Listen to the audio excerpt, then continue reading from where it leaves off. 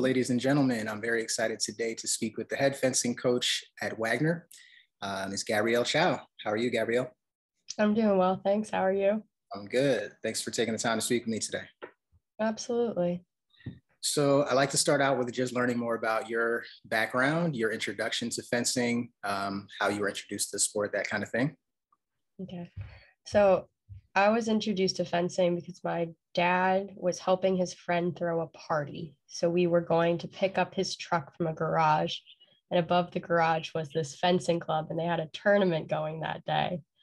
And there was a kid downstairs wearing these really bright socks outside the garage. And so we decided we'd go check it out. And then I decided I wanted to try it, and I stuck with it. And I ended up fencing in college. I went to Boston College and I fenced there for 3 years. And I stopped my senior year because I had a long-term back injury that just kind of killed it for me. And I was expecting that to be the end of my fencing career. I was done with it. I was ready to move on. And then COVID happened. And during COVID, I mentioned to my coach that maybe while I'm like looking for a regular job, even though the market wasn't great, that maybe I'd like coach fencing in the area because my parents had recently moved to New Hampshire and there's a few clubs up there. And a few days later, he forwarded me an email saying that Wagner College was looking for a fencing GA or graduate assistant. And he asked if I'd be interested in it. And so I applied. And during my interview, I found out that I would be the head coach, or the position, even though it's a graduate assistant position, it's a head coaching position. And then I went through another few interviews, and now here I am at Wagner College, coaching. It's an all women's team. There's 12 fencers this year, which I'm really excited about. We have a full roster. Team looks good. The freshmen are really excited about it. The returners are excited to be back after COVID. So I'm really looking forward to our season. We have a great couple of events lined up, both for the spring and the fall. And our first meet is the Temple Open on the 23rd of October, which is super exciting. And that's going to be like what I consider to be my first real meet as a head coach. Last year during COVID was a very strange year. The college gave everyone the opportunity to return to campus or stay home. And the majority of my athletes decided to stay home. So I had a team of 5, which is the minimum required to compete. You can't go below it. So, and our school didn't come back until like mid-February. So we had approximately 4-week window to train and compete. And we were able to get to 1 meet during that window. That was my first meet as head coach, where we fenced Drew 3 times instead of like a traditional like multi-school meet, which is why I'm really excited for Temple in our upcoming season, because there'll be multiple schools again, and it'll be like the full chaos of like a fencing meet with all the sounds, the lights, the screaming, the coaching. So I'm really excited to return to that. Yeah, that sounds exciting. So you were really just thrown into the fire from the very beginning. That's quite a way to be introduced to, that kind of position and that kind of responsibility. What were, I guess, some of your first priorities, in that position, or how did you kind of navigate those waters with COVID and everything? Mm-hmm. So my first priority is recruiting. We're a very young program. This is the 6th year. This is only the 2nd year we've had a full roster, or technically the 3rd, I guess. I don't particularly count last year because there were only 5 of them, even though our roster was full. So it's like the 2nd year that we're competing with a full roster. Last year we had our 2nd year of like graduating seniors. So we're a very young program. So we're looking to build that. So recruiting and building the team is my first priority. And my next priority is building culture, creating team culture, because like I said, this is a graduate assistant position. So every 2 years, a new coach comes in. This is my 2nd year here, and I graduate in May, which means a new coach will be coming in over the summer. And since your coaching isn't consistent, you need consistent culture, because a lot of it's going to come down to the team and how they want the team run. So they really need to make it their own. So we need to develop strong culture. That's really interesting. I didn't realize that. So In terms of culture, can you speak a little bit more about what kind of culture you're looking to build? Like you said, it's still a developing roster. The first time you've had a full roster. So what kind of culture are you looking to build, and I guess how are you going about doing that? Okay. I'm looking to have the team motivate themselves. Everything they do needs to come from them, because since your coach changes, you don't know if your coach is going to be like super on top of it, like on top of them, being loud and hype. But then you might have a coach who's more on the quiet side, like you either do it or you don't. So like they don't know what they're going to get in terms of coaching. So they need to make sure that they bring their best energy every day to practice, to lift, to meets and competitions. They need to be able to support each other. And they need to essentially just be like a unit that keeps pushing each other to be the best version of themselves, either on the strip or maybe even in the classroom. Because I feel like college athletics are more than just competing in your sport. It's like teaches you life skills and how to work as a team with other people, especially since fencing and before you get to college is so individual. Clubs, it's all like I never really competed with anyone. My dad would take me to tournaments, my uncle would take me to tournaments, and it would just be me. And I'd have like some friends that I made along the way, but you weren't a team. So this is a great time for fencers to learn how to work together and be part of that team, which is great moving on and applying that to other places in your life, which is part of the culture. What I say a lot to my kids, I call them my kids, which is a little ridiculous because they're only a few years younger than me. But I tell them captains dictate culture because they're the leaders of the team and the rest of the team looks up to them. So if your captains are those go-getters who want to make sure everybody's working hard, who want to improve their game, the rest of the team kind of follows suit. Gotcha. I like that. I like that. So making the team captains, the team leaders more accountable and taking ownership of that. I like that a lot. Now, can you talk a little bit about, so you came from a mixed gender program and now, coaching at a single gender program. Do you notice any differences in, I guess, how you approach things or, kind of what your day-to-day looks like as a coach there?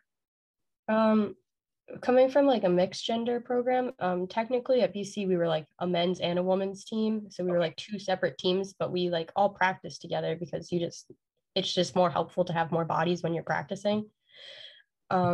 So you get a lot of variety in bouts. However, coming down to a single gender program, and we're still fairly small, there's only 12 of them, and we have 6 foilists, 3 saberists, and 3 epeists. So the 3 epeists and the 3 saberists just fence each other all day, every day. And it's at a certain point, it gets monotonous and you start to know each other and you know each other's habits. So I would say one of our biggest challenges would be to get variety in our training. So this year I'm looking to send them to clubs in the nearby area because we're in Staten Island, which is right near New Jersey, near New York, near Long Island, where some of the best clubs are. So I want to take advantage of that by sending them out to the clubs in the area to get that variety. Another issue is since we don't have a men's team is sometimes certain events are harder to get into, like because you don't have that balance because there are more women's fencing programs than men's fencing programs. So when you go to certain meets, there's like a ton of buys for the men because there just aren't enough men's teams. And then they put a cap on the women's, otherwise the event day will be too long, if that makes sense. But I wouldn't say that it's a huge hindrance. There's plenty of other schools with women's teams. We still compete with schools who have both men's and women's teams. So it doesn't really make a very large impact so far. Got you. Okay. Now I realize that you said you're a grad student as well. So finding balance between your own coursework and your own responsibilities outside of the coaching world and still being able to focus on the team. How do you find balance doing that? I think it's all right. I was a chemistry major in undergrad, which is very different from what I'm doing now. I'm doing marketing, so I'm getting my MBA. And personally, I find the MBA just to be much easier because it's just not chemistry. So I feel like sometimes chemistry felt like a different language, whereas like marketing, definitely English. Like I'm understanding what's happening, understand what my professor's saying to me. So it just doesn't feel as labor intensive. I know it is, it's still hard. Like I'm not saying marketing's easy. It just feels easier by comparison.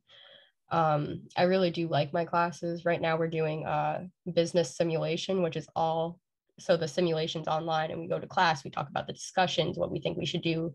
And it's a group project. So we all try and create this online company and we're competing with the other groups in our class, which is some really nice real world experience, or online simulated real world experience, I guess, would be the best way to describe it. It is a lot of work though.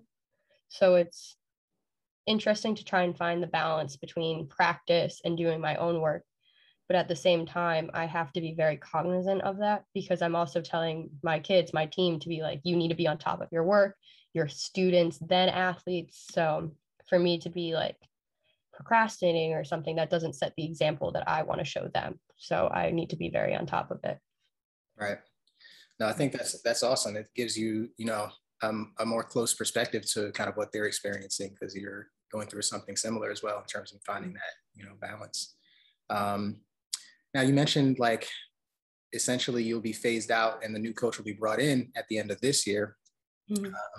Are you a part of that process in helping to find the next coach? I know you're creating the culture for the team just as a whole, but are you a part of that, I guess, that recruiting process? I requested to be part of the process.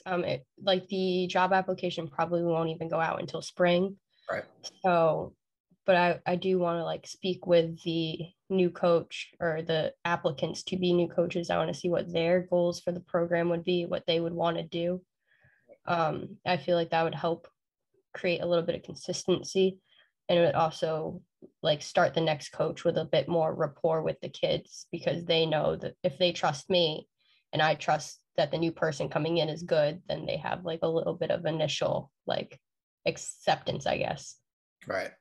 Like I know that coaching changes are really sudden, or and each coach has their own style, their own like their own vocabulary. Like I know when I grew up, I had like several different coaches as people moved, and each person would call the same action a different thing. Sometimes, like second intention, I've heard it called trap. I've heard it called short. I fall short. I've heard it called just second intention. And so you have to get used to those like vocabulary changes. And when I was at BC, even Sid, who was at the program for I believe 27 years, Yeah. she retired, and our assistant coach Brendan, he took over. And even though he was our assistant coach and we knew him, like that was still like a culture shift when he came in. So I can't imagine getting a new coach every 2 years. Yeah. So we want to keep it as consistent as possible for them. Yeah, that's great. I think that's important. You know, obviously you'll be transitioning into your career phase. Do you foresee maybe participating, whether it's coaching or not, participating in the fencing world, even, you know, once you're no longer in this specific position? Honestly, I'm not sure. Okay. I probably will not be competing. Okay. That I've kind of had enough with that. It was really not pleasant on my body. Just like how you stand, it like aggravated my lower back a lot. Maybe when I'm 40, I'll do vets because you are able to come back then, try it out, see if I still move well. Yeah. But probably not competing. I'm not sure what other capacity I would. I have a lot of friends in the community still, so I'd probably, spend time with them, but I don't think I'll be an active member per se, unless I know one of my friends is trying to coach like a high school team. I might guest appear occasionally, but I'm sure that would be great. I'm sure, yeah, I'm sure your friend would appreciate it, but I think, you'd probably enjoy it too, to stay in I touch, do. stay active. Oh, absolutely. Yeah. Mhm. Awesome. Awesome. Well, listen, I'm looking forward to how the season plays out for your team. Wishing you the best for sure. Thank you. Yeah, I'm excited to see how things develop. And like you said, the first meet is coming up in just a couple weeks at Temple Open. Yeah. So excited to see how that goes for you. Thank you. Yeah, I'd love to talk to you again at some point before you leave, just to see how things turned out, and any things you're doing in the future. We're always excited to hear about. So again, thank you for your time. Really appreciate it. Thank you for your time too. I had a great time. All right, talk to you soon. Sounds good. Bye. Bye bye.